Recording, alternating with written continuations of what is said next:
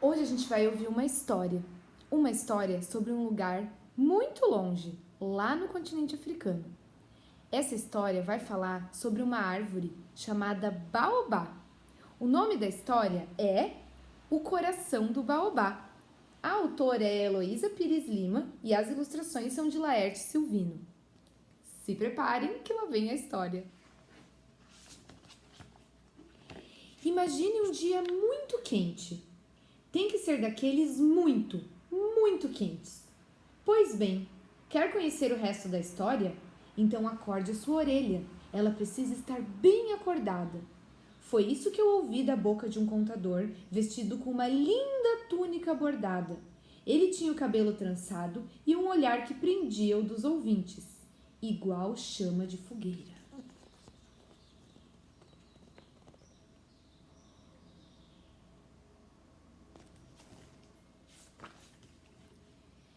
Escutando, comecei a enxergar a terra africana ardendo.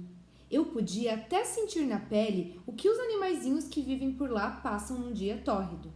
Agora eu tinha patas saltitantes sobre o chão escaldante como o Lebrão da história. E eu via o que ele via. Lá longe, a árvore gigante que chamam de Baobá.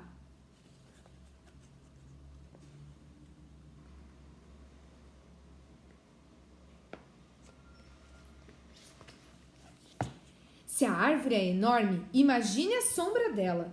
Nem precisa de folhas, e não havia nada melhor do que alcançá-la e fazer a pressa de se sentar um pouco. Por isso, o animalzinho agradeceu em pensamento. Baobá, como é bendita a tua sombra no incêndio do meio-dia. Ali sentado, quanto mais o Lebrão espiava os arbustos e toda a paisagem derretendo no calor, mais ele admirava a sombra daquela árvore.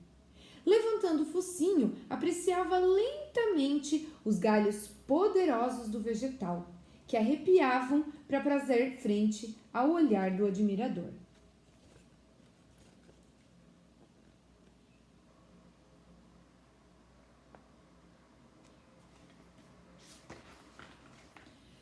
O Lebrão sentia a felicidade da árvore por ele estar ali.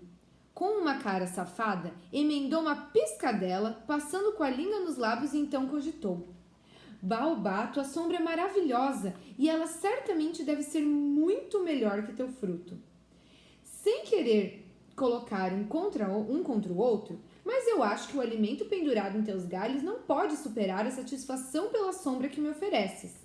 Aliás, comê-lo deve ser como tomar água morna no mormaço.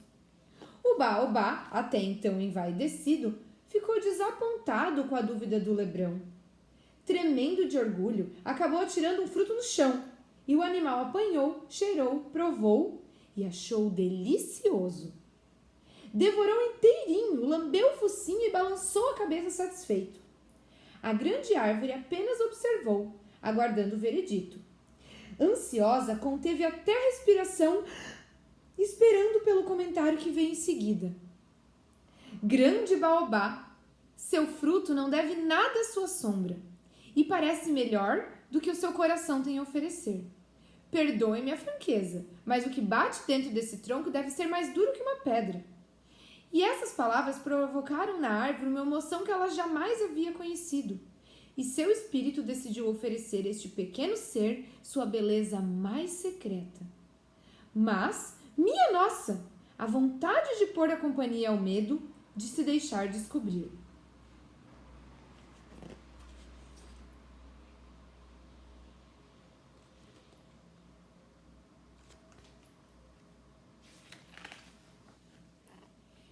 Mesmo assim, vagarosamente, a casca do tronco começou a se abrir. E o Lebrão foi se surpreendendo cada dia mais com o que via. Eram colares de pérola e pedras coloridas magníficas, joias de ouro preciosíssimas, panos feitos no tear com beleza incomum, sandálias as mais finas e cheias de graça. E as maravilhas que preenchiam o coração do Baobá se derramaram diante do Lebrão. Com as vistas deslumbradas e o focinho tremulando, ele agradeceu.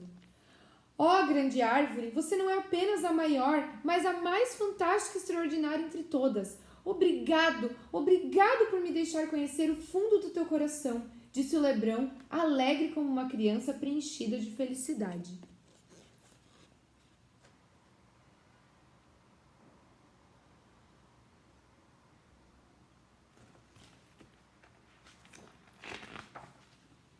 O animalzinho começou a recolher o tesouro e voltou para casa com a espinha curvada pelo peso de carregar tanta riqueza.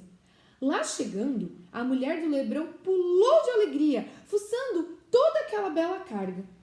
Imediatamente ela vestiu os panos, as sandálias e encheu o pescoço com as joias. Impaciente, a dona Lebre queria ver os vizinhos admirados com a sua elegância em meio aos arbustos, pois foi aí que durante o desfile ela encontrou a hiena. Essa carnívora de cabeça e orelhas grandes sentiu uma inveja descomunal da novidade. Esperta, correu para a toca do Lebrão elogiando os belos ornamentos que a esposa dele exibia. O marido contou como tudo aconteceu debaixo da sombra do baobá, tintim por tintim, tudo o que havia dito e feito.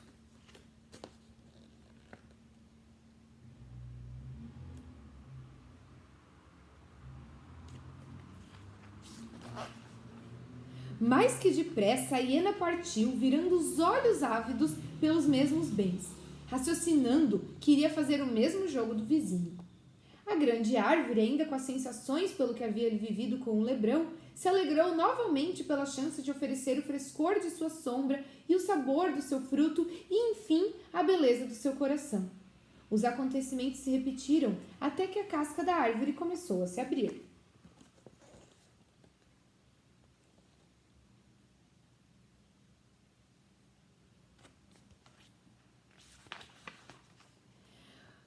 Mal se deu uma pequena fresta, a hiena, na gana pelos tesouros, se jogou sobre estes como se fossem uma presa. A fera enfiou as garras, agarrando o caule e rasgando.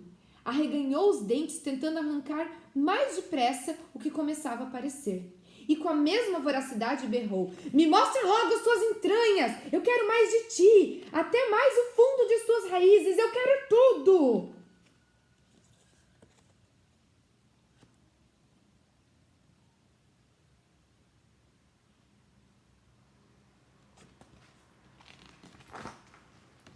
O baobá, ferido, rasgado e assustado, rapidamente se fechou. A hiena começou a rir enlouquecidamente, tentando obter de novo a confiança do baobá, mas de nada adiantou. Ela teve que voltar de mãos vazias para o mato. É assim que conta o contador. Ele diz ainda que depois desse dia, a hiena passou a atacar desesperadamente o ventre de animais mortos que ela encontra pelo caminho. É a ânsia pelas entranhas. Por isso, essa fera não consegue sentir a brisa fresca que acalma o espírito. Quanto ao baobá, desde então, nunca mais abriu seu coração para ninguém. O medo é maior que ele. Até quando?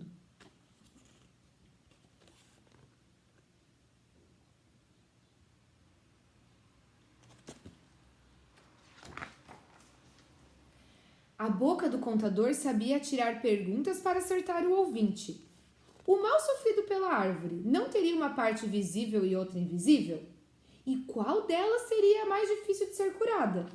O coração humano não seria igual ao desta árvore fabulosa? Também não é cheio de riquezas?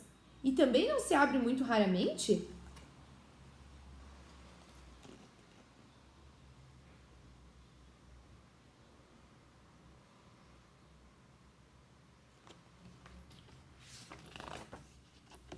E então, o fim da história acordava outra, e os meus ouvidos não paravam de escutar a pergunta: será que coração de gente também tem uma hiena para recordar?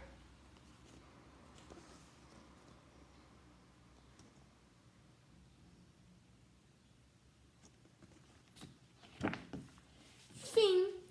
Essa história, gente, ela conta a história de uma árvore muito conhecida e muito comum no continente africano. Os baobás são árvores enormes, como conta o conto. É embaixo deles, sobre a sombra deles, que muitos griots e outras pessoas mais velhas do continente africano contam as histórias do passado, os mitos, e passam essas histórias de geração por geração. Muitas vezes é embaixo do baobá que a tradição oral acontece lá no continente africano. Eu espero que vocês tenham gostado da história. Agora vamos voltar para a aula para conversar um pouquinho sobre ela. Um beijo!